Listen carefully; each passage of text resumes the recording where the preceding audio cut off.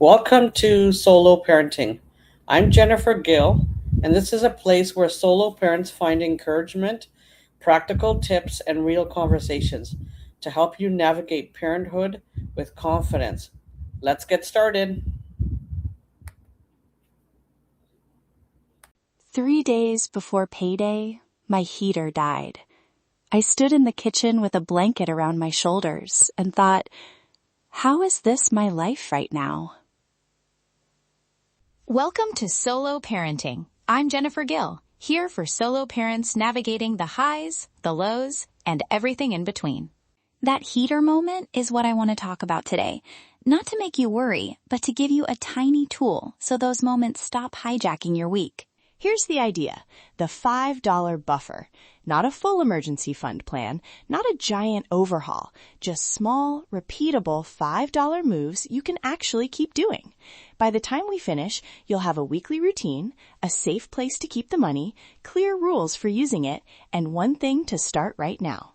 Why $5? Because of small wins. It's about momentum. A tiny, low-effort habit is something you're likely to do, even on a busy week. Do it again, and suddenly you've built a muscle that helps you handle surprises. Consistency beats perfection. Every time. Okay, here's the simple weekly routine. Find one $5 swap or earn. Move that $5 into your buffer and mark it down. That's it.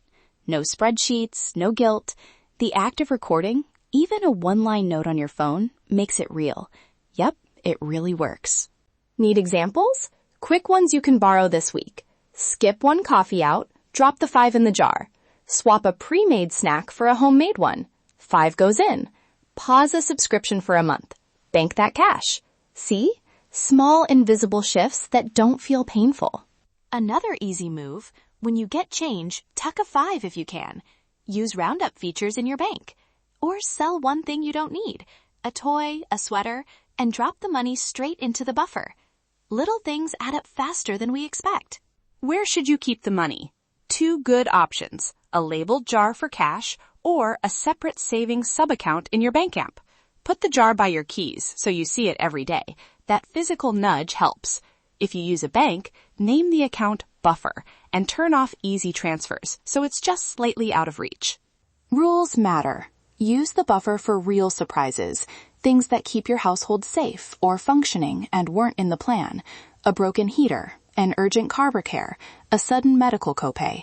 When you use it, say the reason out loud, withdraw only what you need, and commit to a refill plan. For example, replace the amount with 2 weeks of $5 instead of 1. That refill rule is important because it keeps the habit alive. If you dip in and don't top it up, the safety net disappears. Treat the buffer like a tool, not extra spending money. You'll feel more confident when it exists, and you'll learn to reach for other budget lines for routine bills. Want to accelerate progress? A few hacks. Pick one small thing to sell, do a 1-hour gig, or swap babysitting with a neighbor. Use bank roundups. Involve older kids. Give them small chores and let them add coins to the jar. They learn responsibility, and the jar grows. When you explain this to kids, keep it simple and positive. Try something like, we're saving a little each week so we have money for surprises that keep us safe and warm. Or, this is our family's safety jar. It's for real emergencies. Short, steady phrases set clear expectations without shame. And if you ever have to use it, don't carry guilt.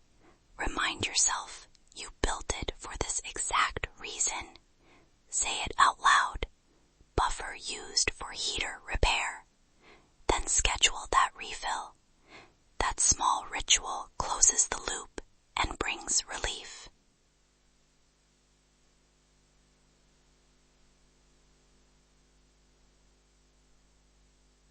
Make a tiny accountability ritual so life doesn't sweep it away.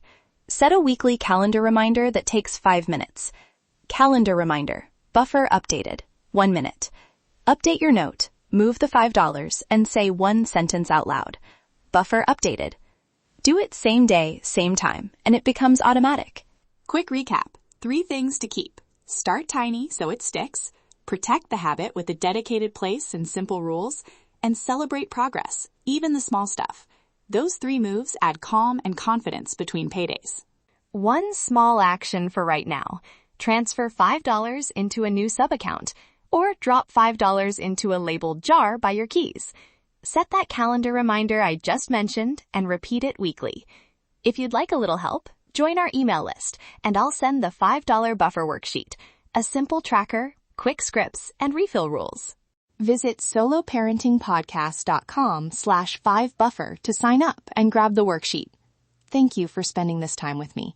Remember, you don't have to parent alone. Until next time, take care of yourself. Thanks for listening to Solo Parenting. If today's episode helped you, be sure to follow, leave a review, and share with another solo parent. Until next time, take care of yourself. You've got this.